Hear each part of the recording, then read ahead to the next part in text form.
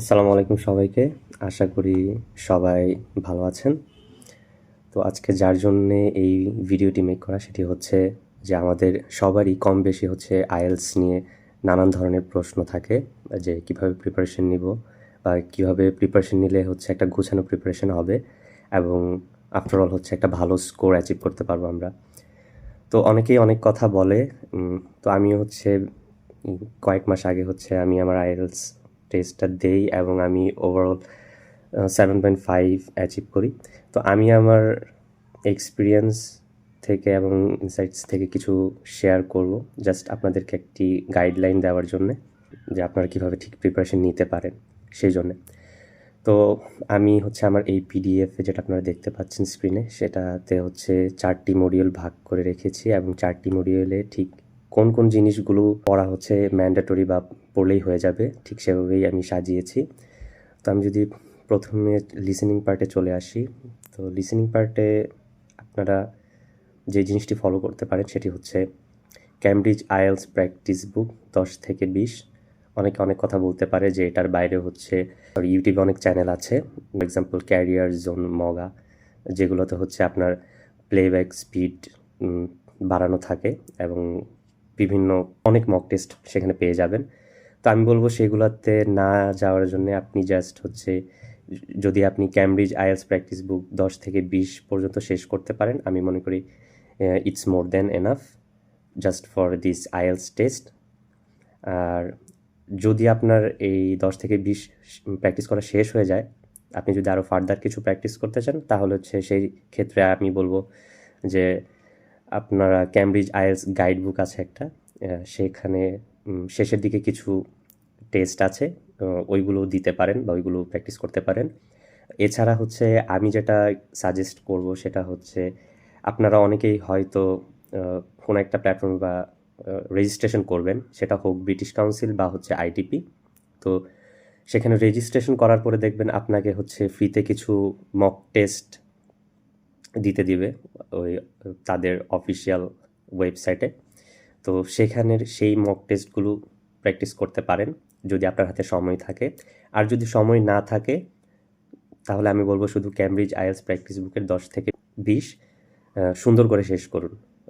আর আরেকটা জিনিস সবাই মানে অনেকেই হয়তো বলতে পারে যে প্র্যাকটিস করার সময় হচ্ছে আপনার প্লেব্যাক স্পিডটাকে বাড়িয়ে নেওয়ার জন্য, বাট আমি আপনাকে টোটালি ডিসকারেজ করব যে এটার কোনো দরকার নাই। এটা হয়তো আপনার স্কিল বাড়াতে পারে, বাট মেইন টেস্ট বা রিয়েল এক্সামের জন্য আমার মনে হয় না এটা খুবই ফ্রুটফুল বা হচ্ছে প্রোডাক্টিভ কিছু, বা এটার তেমন কোনো অ্যাডভান্টেজ নেই। কারণ আমি যে এক্সাম দিয়েছি আমার এক্সপিরিয়েন্স থেকে আমি যেটা বলতে চাই সেটা হচ্ছে স্পিড হচ্ছে নর্মালি থাকে যেরকমটা আমরা হচ্ছে প্র্যাকটিস করি ওই কম্পিউটার ডেলিভার্ড এক্সামের জন্য আমরা যেরকম প্র্যাকটিস করি বিভিন্ন সোর্স থেকে, যেই স্পিডটা থাকে নর্মাল স্পিডটা, ঠিক ওই স্পিডটাই আমি পেয়েছি। তো এইটা নিয়ে কনফিউজড হবেন না, এটা করার কোনো দরকার নাই, প্লেব্যাক স্পিড বাড়ানোর কোনো দরকার নাই। জাস্ট যে স্পিড আছে সেই স্পিডেই ক্যামব্রিজ আইএলটিএস প্র্যাকটিস বুক 10 থেকে 20 পর্যন্তই সলভ করতে পারলে বা শেষ করতে পারলেই আমি মনে করি এনাফ, আপনার ভালো প্রিপারেশন নেওয়া হয়ে যাবে লিসেনিং পার্টের ক্ষেত্রে। এরপর রিডিং পার্টে যদি আসি, রিডিং পার্টে হচ্ছে সেম, যে ক্যামব্রিজ আইএলটিএস প্র্যাকটিস বুক 10 থেকে 20 চেষ্টা করবে সুন্দর করে শেষ করার জন্যে। এখানে আমি একটা জিনিস বলতে চাই যে আমার নিজেরই হচ্ছে ক্যামব্রিজ আইএলটিএস প্র্যাকটিস বুকের 20 নাম্বার বইয়ের হচ্ছে যে 4টি টেস্ট থাকে প্রত্যেকটি বইয়ে, আমার 20 নাম্বার বইয়ের হচ্ছে 4টি টেস্টের মধ্যে আমি জাস্ট প্রথম 2টি শেষ করতে পেরেছিলাম এবং 3 এবং 4 নাম্বারটি আমি শেষ করতে পারি নাই, আমার হাতে সময় ছিল না। এখানে আমি একটা জিনিস বলবো যে আইএলটিএসটা হচ্ছে আসলে আপনার একটি ফরম্যাট মাস্টারিং গেম, এখানে আপনার স্কিলের পাশাপাশি এই জিনিসটারও খুব দরকার আছে। তো আপনি যত ভালো হচ্ছে কোয়েশ্চেন ধরতে পারবেন, কোয়েশ্চেন এর প্যাটার্নটা বুঝতে পারবেন, কীভাবে স্ট্র্যাটেজিক অ্যান্সার করতে হয় সেটা ধরতে পারবেন, এবং কখন ফোকাসড থাকতে হয় বা হচ্ছে আপনার কনসেন্ট্রেশন ধরে রাখতে হয়, এই জিনিসগুলো যত আপনার নিজের মধ্যে ডেভেলপ করতে পারবেন যত তাড়াতাড়ি, তত হচ্ছে আপনার স্কোর বাড়বে। তো সেই জন্যে হচ্ছে আপনার এটা আমি মনে করি না এটা ম্যান্ডেটরি যে 10 থেকে 20 বলছে যে এটা পুরোটাই আপনার শেষ করতে হবে। আপনি 10 থেকে 15 বা 15 থেকে 20 পর্যন্ত শেষ করতে পারেন।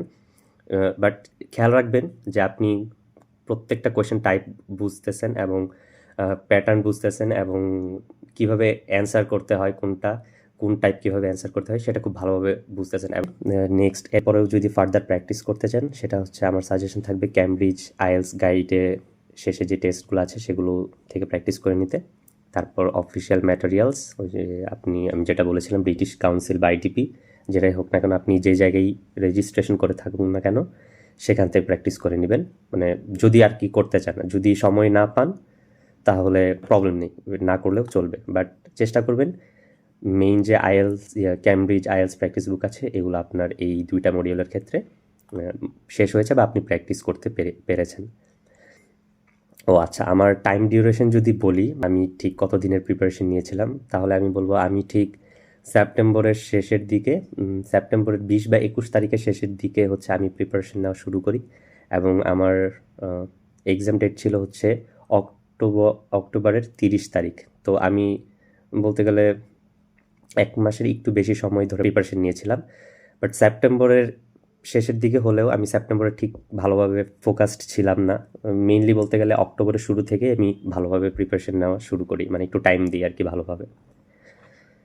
তো রাইটিং পার্ট, আমি 4টা মডিউলের মধ্যে এই পার্টে আমার স্কোরটা আশানুরূপ কম এসেছে এবং এটার ভ্যালিড রিজনও আছে, কারণ আমি খুব বেশি একটা সময় দিই নাই রাইটিং পার্টে।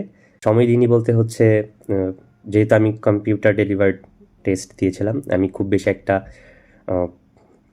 টাইপ করি, মানে টাইপিং প্র্যাকটিস করি নাই, প্লাস হচ্ছে খুব বেশি একটা লেখালেখি করি নাই। আমার রাইটিং পার্টটা খুবই বিরক্ত লাগতো, বাট জাস্ট যাতে স্কোরটা 6-এর নিচে না যায় সেই জন্য তো আমার প্রিপারেশন নেওয়া লাগবে। তো আমি প্রিপারেশন নিয়েছিলাম, যদি হচ্ছে মেন এক্সামে যে জিনিসটা হয়েছিল আমি টাস্ক 1টা শেষে লিখেছিলাম। তো টাস্ক 1-এর হচ্ছে লাস্ট বডিতে আমার মনে হয়েছিল আরও 2টা লাইন অ্যাড করলে একটু পরিপূর্ণতা পেতাম, বাট আমি সময়ের জন্য লিখতে পারিনি। বাট এরপর আমার স্কোর আলহামদুলিল্লাহ 6 এসেছে। তো আমি ঠিক যেইভাবে রাইটিংয়ের জন্য প্রিপারেশন নিয়েছিলাম খুব অল্প সময় নিয়ে, আমি জাস্ট শেষের দিকে লাস্ট 11 থেকে 12 দিন হচ্ছে রাইটিংয়ের প্রিপারেশন নিই। তো আমি সেটাই আপনাদের সাথে শেয়ার করব যে আমি কীভাবে ঠিক প্রিপারেশনটা নিয়েছিলাম। আমার কাছে এটার ঠিক কীভাবে প্রোনাউন্স করে বা হচ্ছে এটার প্রোনাউন্সিয়েশন থেকে আমি ঠিক জানি না, আর রাকেল মিচেল বা হচ্ছে আমি বলি Michelle's writing guide, whatever it is. তো আমার কাছে এই বইটা খুব ভালো লেগেছে। এই বইয়ের মধ্যে যেই rules, tips, dos and don'ts বা ইনস্ট্রাকশনসগুলো ছিল আমি প্রথমে সেগুলো পড়ে নিই। তো আমার এই বইটা খুবই ভালো লেগেছে এবং সেই সাথে হচ্ছে যেই স্যাম্পলগুলো দেওয়া থাকে সেইখানকার রাইটিং প্যাটার্নটা আমি ফলো করি। এবং একইভাবে হচ্ছে আইএলস লিজের যে ওয়েবসাইট আছে সেখান থেকেও টাস্ক 1 টাস্ক 2 দুইটার জন্যই আমি এই জিনিসগুলো rules, tips, dos and don'ts এগুলো পড়ে নিই। সিমন আইএলস রাইটিং এটার জন্য ঠিক একইভাবে আগায়। এবং এই 3টা বই পড়ার পরে হচ্ছে আমি জাস্ট আমার একটা খাতায় নোট করি যে আমার কোন কোন ফ্রেজেসগুলো ইউজ করা উচিত না, কারণ ওদের বইগুলোতে হচ্ছে আপনার সুন্দর করে মেনশন করা হচ্ছে যে একটা বডির সাথে আরেকটা বডির কোহেরেন্স বজায় রাখতে হচ্ছে আপনার কোন সুইটেবল কানেক্টিং ফ্রেজেসগুলো আপনি ইউজ করতে পারেন, কোনগুলো ইউজ করা উচিত না, আপনি প্রোভার্ব বা হচ্ছে ইডিয়মস এগুলো ইউজ করতে পারবেন কি পারবেন এগুলো সুন্দর করে বলা আছে। তো আপনারা, আমি বলবো যে এই বইয়ের হয়তো পিডিএফ ভার্সনগুলো হচ্ছে অনলাইনে পেয়ে যেতে পারেন, তো সেখান থেকে পড়ে নিতে, বা যদি না পান তাহলে হচ্ছে বইগুলো কাইন্ডলি কিনে নেবেন। এই বইগুলো খুবই ভালো।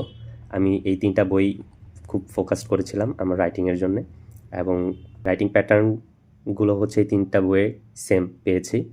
তো এই 3টা বই আমার জন্য খুব হেল্পফুল ছিল, স্পেশালি টাস্ক 1-এর জন্যে, এবং টাস্ক 2-এর জন্য হচ্ছে এই মিচেলসের রাইটিং গাইড, এটা খুব ভালো ছিল। টাস্ক 2-তেও আমি আসলে এই 3টাই ফলো করি একইভাবে, এবং নোট করে রাখি যে ইন্ট্রোডাকশনে হচ্ছে কী সেন্টেন্স বা কী ফ্রেজেস দিয়ে শুরু করতে পারি, এগুলো যেগুলো থাকে আর কি, এগুলো একটু পড়ে নেবেন, তাহলেই মোটামুটি একটা ফরম্যাট আপনি দাঁড় করিয়ে ফেলতে পারবেন। এবং আরেকটা জিনিস বলে রাখি, সেটা হচ্ছে আমি কোথাও কোচিং করি নাই এবং কোথাও মক টেস্টও দিই নাই, আমি জাস্ট নিজে বাসায় বসে প্র্যাকটিস করেছি এবং রেজিস্ট্রেশন করে মেইন এক্সামের দিন জাস্ট মেইন এক্সামটা দিতে গিয়েছিলাম। তো এই ছিল আমার রাইটিংয়ের জন্য প্রিপারেশন। এখন আপনাদের অনেকের মনে হয়তো একটা কথা থাকতে পারে যে আমি মাক্কারের কোনো বইয়ের কথা মেনশন করি নাই। তো মাক্কারের বইয়ের কথা মেনশন করি নাই বা আপনাদেরকে ডিসকারেজ করবো এমনও না। আপনারা মাক্কারের আইএলস রাইটিং বইটা হচ্ছে জাস্ট ওই ক্ষেত্রেই ফলো করতে পারেন যে এখানে হচ্ছে অনেক টপিক থাকে বা হচ্ছে টপিক ওয়াইজ কোয়েশ্চেনগুলো থাকে, তো আপনারা সেই কোয়েশ্চেনগুলো হচ্ছে দেখে নিতে পারেন যে কেমন কোয়েশ্চেন হতে পারে। বাট মাক্কার্স আইএলস রাইটিং আমি যেটা পেয়েছি যে ওদের রাইটার হচ্ছে অনেক ইনফর্মাল ফ্রেজেস থাকে, প্লাস হচ্ছে ওরা ওরা হচ্ছে প্রোভার বা ইডিয়মস অনেক ইউজ করে। আমি যে কয়েকটা স্যাম্পল পড়েছি যেগুলো হচ্ছে আবার উপরের 3টা বইয়ে হচ্ছে মানা করেছে যে না লিখতে বা না লিখাই ভালো। আবার মাক্কারের রাইটিং প্যাটার্নটা হচ্ছে উপরের 3টা বই রাইটিং প্যাটার্নের সাথে ওরকমভাবে মিলে না। মাক্কারের বই রাইটিংয়ের বইটা আমি ঠিক ওইভাবে পড়ি নাই, বাট টপিক বা কোয়েশ্চেনের ক্ষেত্রে আমি একটু দেখেছিলাম এই বইটা। তো এই ছিল আমার রাইটিংয়ের প্রিপারেশন। আর যেহেতু বলেছিলাম যে খুব অল্প সময় প্র্যাকটিস করেছি, বাট আমি আপনাদেরকে বলবো যে এই 3টা বই পড়ার পরে যত পারেন হচ্ছে প্রয়োজনে চেষ্টা করবেন ডেইলি একটা করে টাস্ক 1 বা টাস্ক 2 এর হচ্ছে যেই কোয়েশ্চেনই থাকুক না কেন সেগুলোর অ্যান্সার করার জন্য। এখন যে কম্পিউটার বেসড বা কম্পিউটার ডেলিভার্ড টেস্ট দিতে হবে, তো সেই ক্ষেত্রে হচ্ছে আগে ভাগে টাইপিং স্কিল বাড়ানোর জন্য হচ্ছে আপনারা বেশি বেশি করে রাইটিংটা প্র্যাকটিস করবেন। এক্ষেত্রে আপনাদের ব্যান্ড স্কোরটাও বাড়বে আমি আশা করি।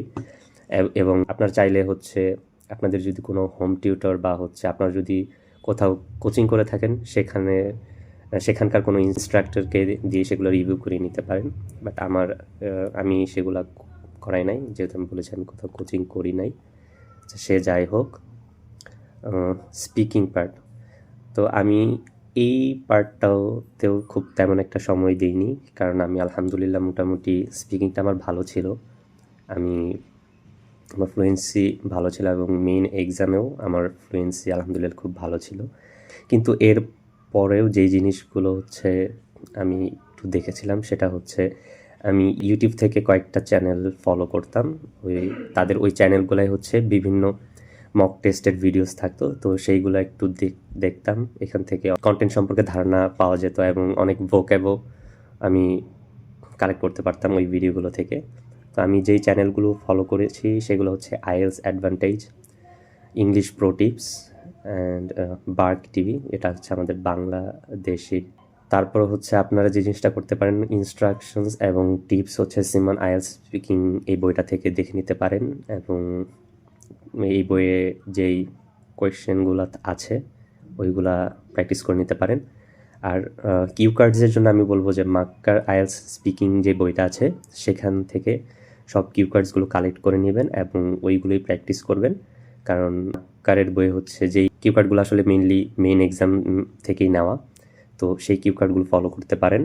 আরেকটা জিনিস সেটা হচ্ছে আমরা অনেকেই হচ্ছে চ্যাট জিপিটি বা হচ্ছে বিভিন্ন এআই টুলস ইউজ করি স্পিকিংয়ের ক্ষেত্রে। তো আমি আপনাদেরকে ডিসকারেজ করব যে এটা না করতে। অনেকে অনেক সময় বলে যে সুইটেবল একটা স্কোর দেওয়ার জন্য, বাট আমি বলবো যে চ্যাট জিপিটি বা যে কোনো এআই টুলসই বলেন না কেন, যে আপনাকে যে স্কোরটা দিবে সেটা আসলে আপনার রিয়েল বা মেইন এক্সামের সাথে নাম মিলার সম্ভাবনাই খুব বেশি। আর কোইন্সিডেন্টালি মিললে হচ্ছে এটা তো আর কিছু বলার নেই। একটি কেসে হচ্ছে যে চ্যাট জিপিটি বা এআই টুলস ইউজ করতে পারেন, সেটি হচ্ছে যে কোনো গ্রামাটিক্যাল ইরর্স থাকলে বা গ্রামাটিক্যাল মিস্টেক হলে সেগুলো একটু চ্যাট জিপিটি দিয়ে হচ্ছে কারেক্ট করিয়ে নিতে পারেন বা একটু প্র্যাকটিস করতে পারেন। এছাড়া আমি মনে করি না এটা খুবই ফ্রুটফুল বা প্রোডাক্টিভ কিছু। তো এই ছিল। আর স্পিকিং যদি একটা টিপস দিই সেটা হচ্ছে স্পিকিংয়ের আসলে স্পিকিং যত বেশি আপনি প্র্যাকটিস করবেন তত ভালো স্কোর পেতে পারেন। আর আমি আরেকটা জিনিস বলতে চাই, এটা আমার মেইন এক্সামের রিয়েল এক্সপিরিয়েন্স।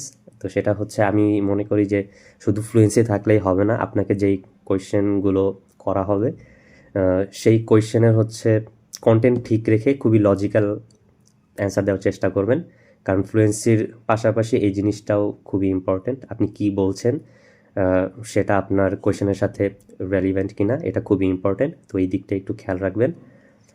তো এই ছিল স্পিকিং পার্ট নিয়ে আমার যা বলার। আবার আরেকটা জিনিস আমরা শুনতে পারি স্পিকিং নিয়ে, যে অনেকেই বলে যে বাংলাদেশি এক্সামিনাররা নাকি মার্কস দিতে চায় না।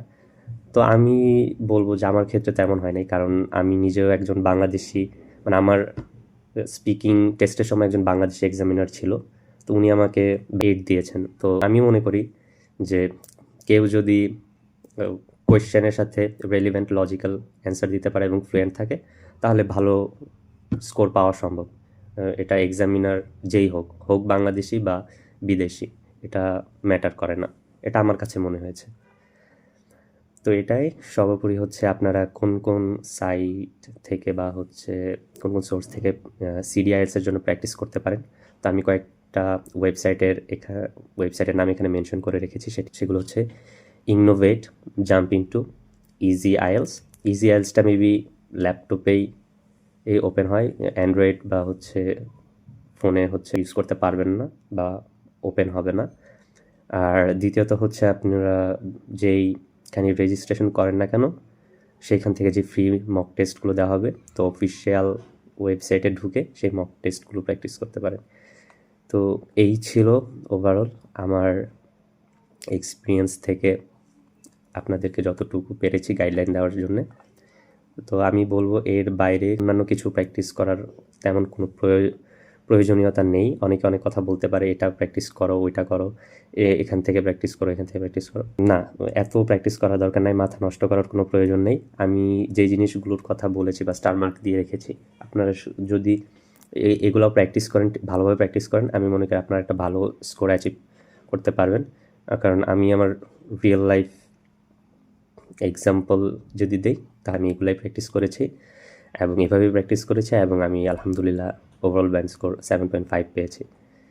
তো এই ছিল। আমি যদি ফার্দার আরও কোনো ভিডিও বানাই, যেহেতু এটা আমার ফার্স্ট ভিডিও ছিল, তো আমি সেখানে চেষ্টা করব যে প্রত্যেকটা মডিউলের ডুজ অ্যান্ড ডোন্টস এবং কীভাবে কোন কোয়েশ্চেন প্যাটার্ন বা টাইপ অ্যান্সার করা লাগে, চেষ্টা করব ওইগুলোর উপর একটা ভিডিও বানানোর জন্য। তো শেষ অবধি যারা আমার এই ভিডিওটা দেখেছেন তাদেরকে ধন্যবাদ এবং best of luck for the upcoming days. ইনশাল্লাহ ভালো কিছুই হবে। এই তো, ধন্যবাদ।